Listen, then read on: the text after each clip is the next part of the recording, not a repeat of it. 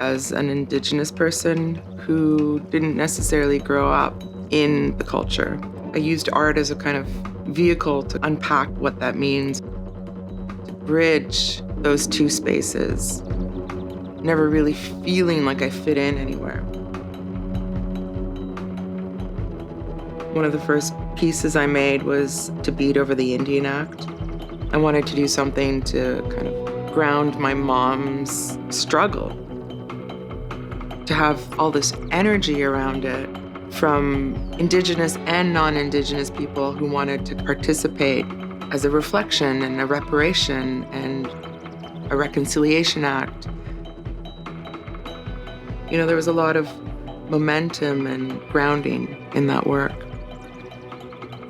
And so I started a project called the Scar Project, where I invited people to sew a representation of a scar that they carried, a physical or emotional or spiritual wound. And people were very touched being able to come into a space and consider a very personal, traumatic maybe, moment in their lives and sew that.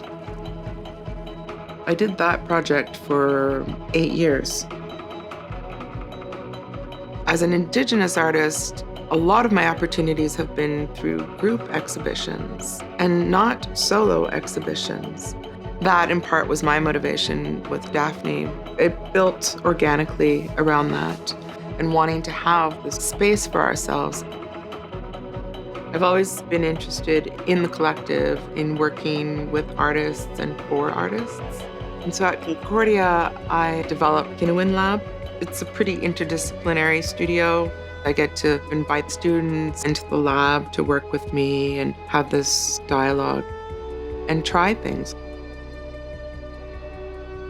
While I was finishing at Emily Carr, my mom sent me to secretarial school. She sent me to learn how to type.